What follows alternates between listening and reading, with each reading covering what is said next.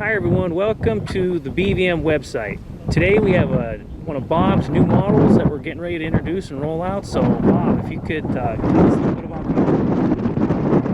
that. This is the ARF version of our Sabre jet that we campaigned for many years. Actually won Top Gun a few times with it. This one is done in a very simple format. As an ARF, it comes painted as you see it. About 4 or 5 different paint schemes are available. We've done this one in the absolute most simple format, where it has electric landing gear indoors, and of course, electric V-brake, BVM's E-brake version 2. So there's no air tanks in the model. It's all electric except for the engine. We could still add speed brakes and a movable canopy and droppable tanks if we do add an air system or two to the model. The way you've seen it fly and what you're looking at today is the absolute most simple format. It's powered by a JetCat P100.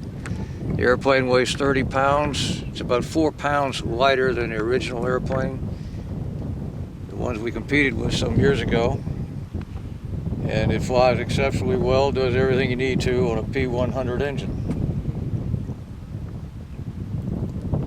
All right, well that sounds great, Bob. Is there anything else? We could probably take the hatches off. Yeah, we can take the hatches off and just chat a little bit about what's inside. Great looking model. Thank you. This particular scheme is called the Arctic scheme, and it was popular back in the 50s when they transported airplanes across the ocean, across the northern snow-covered part of the Arctic, and it was put on the airplanes to actually transport them to Europe. And the brilliant red, if the airplane went down, it could be seen easily against the snow background. That's why it's called the Arctic scheme. They actually applied the squadron schemes to the airplanes after they got to Europe.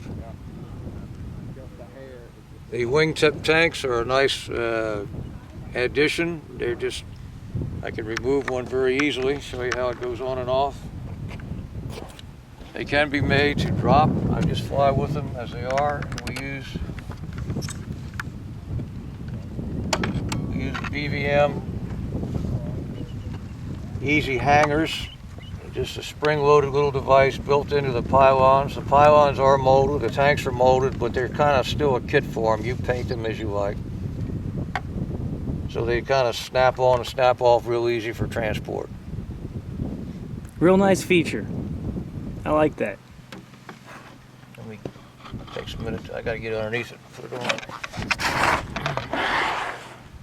There are 2 hatches on the top of the model to give us access to everything. This is the engine hatch. A couple of hatch latch releases and pins in the back. This gives us access to the radio on-off switch, the fuel on-off valve, and where we plug in our JetCat monitor for the start. And this is for CG locations. The engine battery is positioned here, and it's just easily removed with the adhesive sticky back Velcro. This is something new we came up with for how to take off the engine cap cover. That's the bypass cap cover. Just a couple of O-rings here on each side. Release it, comes out of there. All right, then the main canopy hatch pulls off, and we have access to the engine ECU, our flight logger, and the fuel pump, and you can see the main fuel tanks, an auxiliary header tank, and a UAT. BVM designs things. We like to be able to see these tanks so we can see if anything's going wrong while we're fueling or defueling, and check fuel remaining after the flight. You can actually shake the model and see whatever fuel is left in the airplane. The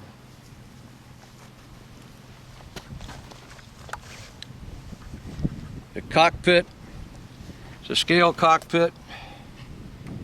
It's still kit form. Instructions are very complete. Model does a little bit of gluing and use a little Model Master paint to highlight the instruments. The model is slightly bigger than 1/6 scale. It's called 1 to 5.8. That's just the way it worked out. So it's slightly bigger than 1/6. So 1/6 scale pilots definitely work.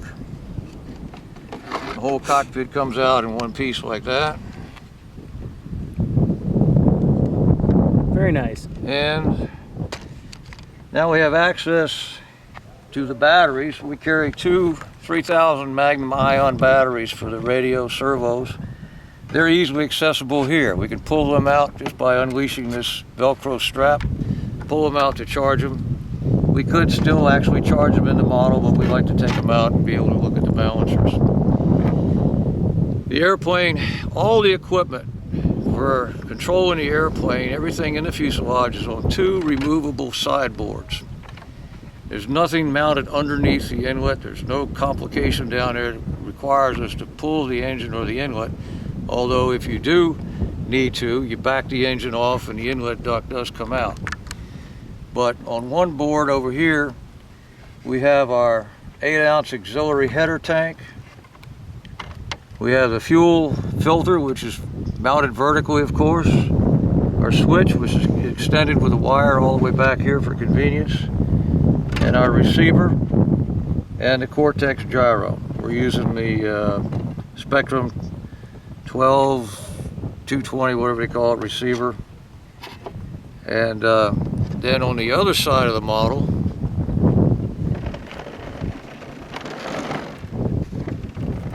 the other control, the equipment board. By the way, these equipment boards, there's two little screws here and two little screws there, and that whole board comes out and gives you access to everything on it. This is the Zycoy landing gear controller.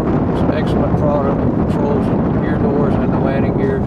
All kind of options for what cycles, what doesn't cycle, and adjusting the gear up and down and the doors open and close. And then this is the UAT, again visible from this part of the model. This is the BVM E-brake.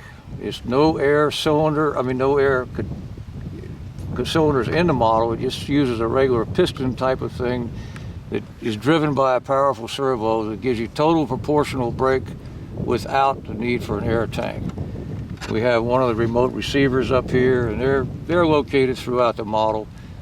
As the Spectrum technology people tell you how to move them around and check your range.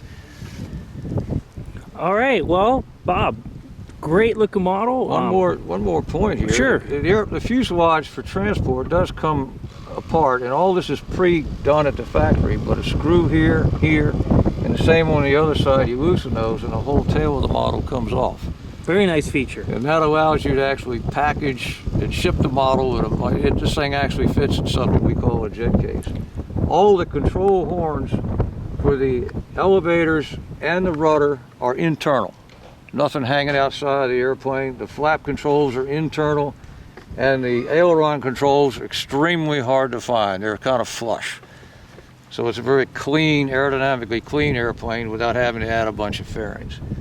Now the wings, Bob, do they come off? How do they, if you transport, they come off? The wings certainly do come off. We have a special jet foam stand we make where you turn the model over.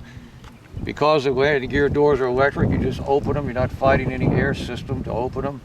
And there's 3 screws.